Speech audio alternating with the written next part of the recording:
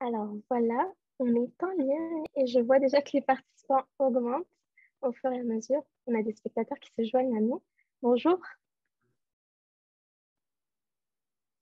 on en a d'autres. On va attendre quelques minutes avant de commencer. On pourrait en profiter pour parler du beau temps du moment, en ce moment. Peut-être qu'on peut prendre des bonnes marches. Pour ceux qui nous écoutent sur l'heure du midi, c'est vraiment le moment d'aller faire le tour près de chez soi ou au travail.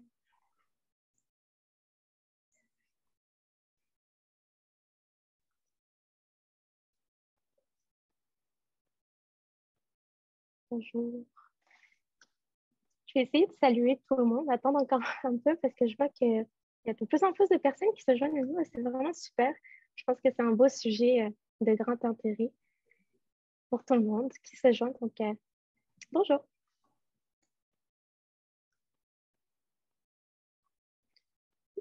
Fait que, alors, bonjour à toutes et à tous. Aujourd'hui, on se retrouve pour un nouveau court-circuit, puis on va parler de microcrédit, d'entrepreneuriat, d'intégration sociale.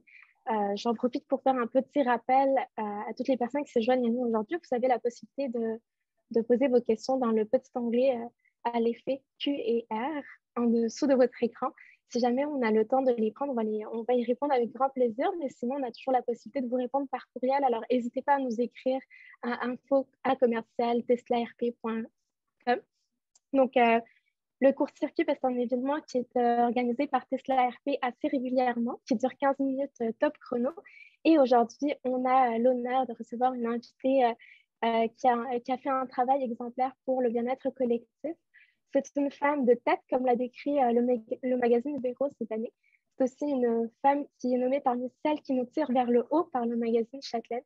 Et c'est une femme qui dirige depuis maintenant 5 ans l'équipe de Microcrédit de Montréal, un organisme qui a reçu un prix très récemment, l'impact social pour le travail qu'il fournit au quotidien pour réduire les barrières systémiques au financement traditionnel et offrir en fait à tous les individus qui le souhaitent de réaliser leur plein potentiel. Alors, c'est tout un honneur de t'avoir parmi nous aujourd'hui, Indou Krishnamurti.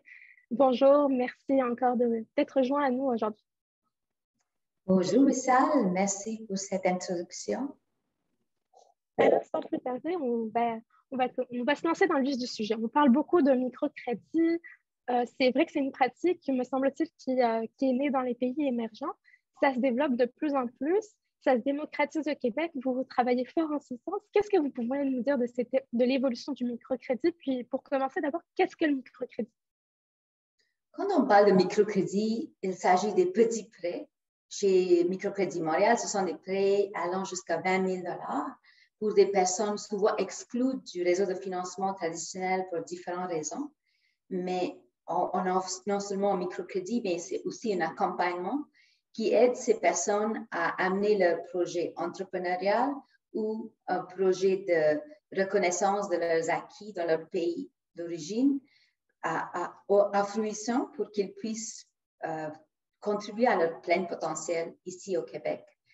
Et Microcrédit Montréal, en effet, c'est un pionnier du mouvement de microcrédit ici au Québec, mais même au Canada. Mais ce qui nous différencie le microcrédit entrepreneurial québécoise, c'est avec les autres membres du réseau Micro-entreprendre, on offre du microcrédit grâce à des investisseurs qui ont un souci d'impact local, des investisseurs qui investissent dans nos organismes. On parle aujourd'hui de 18 organismes à travers le Québec et ces petits investissements sont faits dans le souci de prêter à des gens qui sont exclus du réseau de financement ici au Québec. OK, donc si je comprends bien, ça peut être des entrepreneurs, ça peut être des travailleurs qui ont été formés à l'étranger. Est-ce que vous avez une idée à qui ça bénéficie au quotidien? Vous avez des chiffres à nous donner à ce niveau? Oui, nous, pour l'entrepreneuriat, on est basé sur l'île de Montréal et je pourrais dire que presque 80% de notre clientèle sont issus de la diversité, beaucoup de personnes immigrantes de première et deuxième génération. Une majorité, ce sont des femmes, 65% des femmes et bon 40% de la communauté noire en particulier. Pour le volet professionnel immigrant, on œuvre pour tout le Québec et évidemment, ce sont des personnes issues de l'immigration qui veulent travailler dans leur domaine de compétences. Et il y en a plusieurs, notamment de l'Amérique latine. Donc, en fait, finalement, c'est des personnes qui viennent un peu partout dans le monde et qui veulent s'installer, intégrer le marché du travail. Donc, finalement, on peut dire que Microcrédit Montréal est une partie de la solution à la pénurie de main-d'œuvre actuellement. Je crois savoir également que le ministère du Travail, de l'Emploi et de la Solidarité sociale vous a offert un investissement important, conséquent, pour favoriser l'intégration des travailleurs qui viennent de l'extérieur du Québec. Pourquoi c'était une démarche importante à prendre sur le moment? Oui, absolument. Le ministère du Travail, Emploi, Solidarité sociale a fait confiance à Microcrédit Montréal, compte tenu de notre expérience dans le domaine de microcrédit, notamment avec des entrepreneurs et les professionnels formés à l'étranger. Et c'est une belle reconnaissance qui répond à un besoin. Dans ce contexte de pénurie de main-d'œuvre, on aura plus en plus des personnes qui vont arriver de l'extérieur pour répondre aux besoins. Mais souvent, ça se peut que ces personnes travaillent dans un domaine connexe ou ils travaillent comme techniciens, ingénieurs de génie civil, par exemple. Mais vu qu'ils ont travaillé comme ingénieurs dans leur pays d'origine, ils ont envie de participer à leur plein potentiel, mais souvent, ils peuvent leur manquer des sous en financement pour faire ça. Donc, nous, on est là, on a des fonds, on a du capital afin d'aider ces personnes en partenariat avec Desjardins pour qu'ils puissent travailler, avoir leur diplôme reconnu, faire des cours de mise à point aux besoins et travailler à leur plein potentiel ici au Québec. Oui, c'est un travail formidable que vous offrez en fait en continu au quotidien. Est-ce que vous avez des exemples de réussite de ces personnes qui viennent d'ailleurs et qui finissent par s'intégrer et contribuer en fait à l'économie au Québec? J'en ai plusieurs personnes en tête. Peut-être je vais nommer 2 personnes professionnels immigrants et 2 entrepreneurs en ce moment. Je pense à Marie qui nous a appelés dans son hébergement un jour. Elle s'est trouvée sans rien en fait, sauf son diplôme de biologiste. Et grâce à ce prêt qu'on avait fait, dernière nouvelle, elle travaille aujourd'hui à la ville de Montréal. Et on est très fiers qu'elle a pu travailler, qu'elle travaille à sa pleine compétence aujourd'hui et elle est reconnue en tant que biologiste.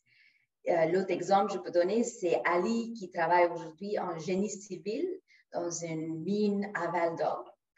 Il est de Congo, mais malgré le grand froid, il s'installe à Val-d'Or puis il contribue ici au Québec. Au niveau des entrepreneurs, je nommerai 2.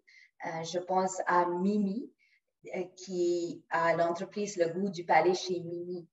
Elle enseigne la pâtisserie française à Côte-des-Neiges.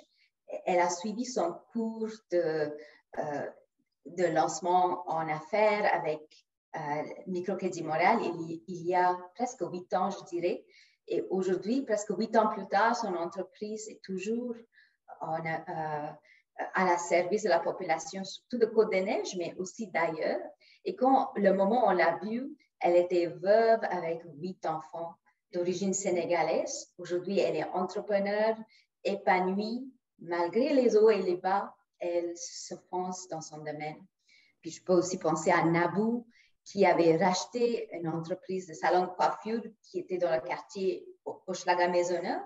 Elle continue à offrir le service pour la population locale un jour par semaine, mais elle a aussi une spécialité d'offrir les services pour les cheveux africaines.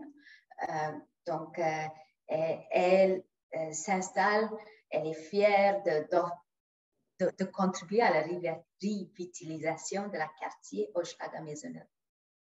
Ce sont de très beaux exemples, très inspirants aussi, parce que c'est quand même des parcours qui sont semés souvent de défis. Il y a eu la pandémie en plus entre les 2 qui a forcément ébranlé ces entrepreneurs, mais ils ont poursuivi leurs efforts et aujourd'hui ils réalisent leur plein potentiel. C'est beau à voir.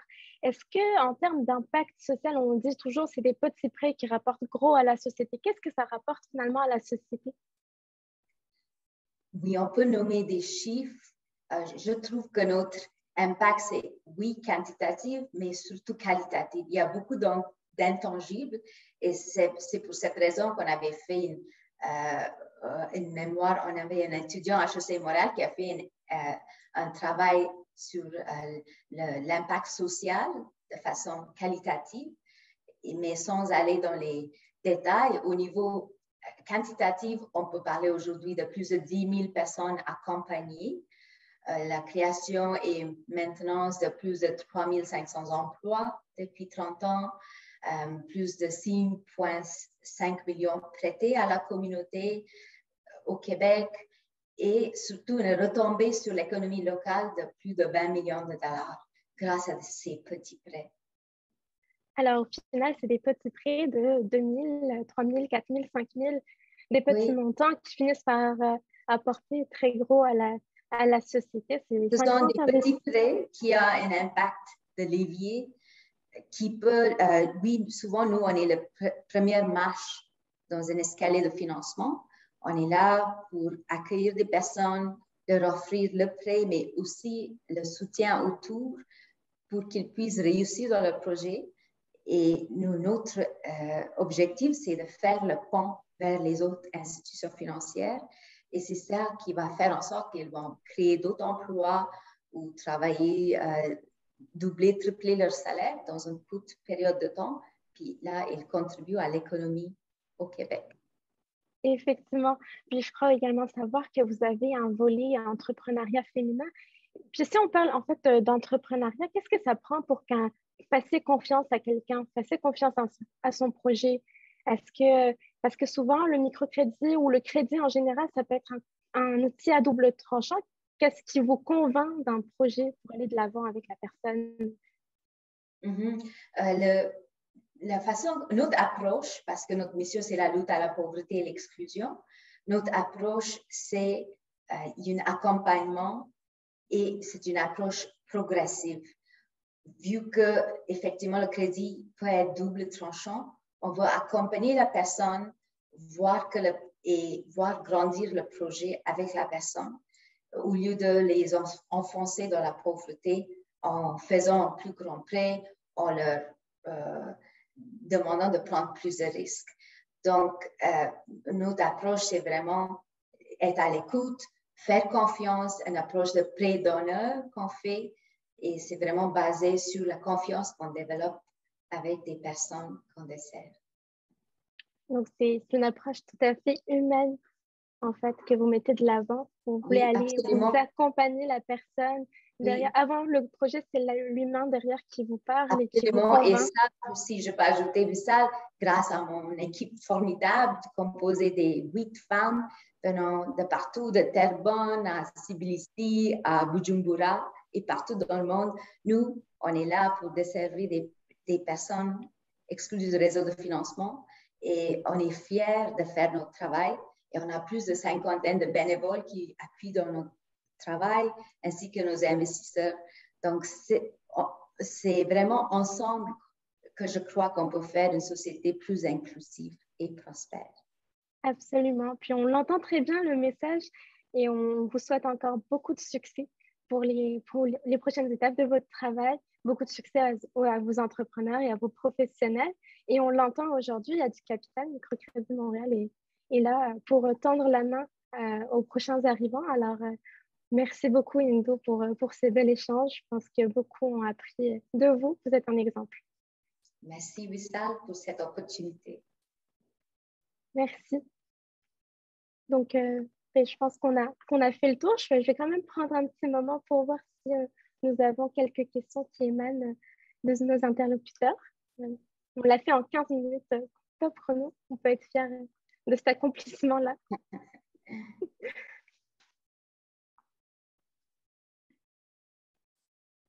Alors, je ne vais pas vous retenir plus longtemps. Merci à tous et à toutes d'avoir été là aujourd'hui. Encore merci, Indou. L'âge, il y avoir droit, l'âge adulte, en fait, 18 ans et plus, des personnes qui sont exclues du réseau de financement traditionnel. Quand vous dites exclu, je me permets une dernière question, mais quand vous dites exclu du financement traditionnel, c'est en général quels sont les critères finalement? En fait, les personnes peuvent être exclues pour différentes raisons. C'est parce qu'ils ont déclaré faillite, mais maintenant ils sont libérés de leur faillite, ou bien ils n'ont pas des actifs, ils n'ont pas de garants, ils n'ont pas un historique de crédit parce qu'ils sont trop nouvellement arrivés, ou c'est un projet en pré-démarrage, ils veulent tester leur idée. Donc, on peut aider ces personnes-là quand les banques ont souvent frileux des risques. C'est sûr, on prend des risques nous aussi, mais des risques mesurés, surtout en gardant la personne au cœur et en disant qu'on ne veut pas les endetter pour rien. Donc, c'est ça la clé de succès. Super. En tout cas, on a quelqu'un qui nous dit qu'il aime beaucoup ce qu'il entend. Bravo. Alors, je vous félicite moi-même encore une fois. Et merci d'avoir participé aujourd'hui. À bientôt. Puis, on se retrouve pour le prochain court-circuit. Certainement. Merci, Vissal. À la prochaine. À la prochaine.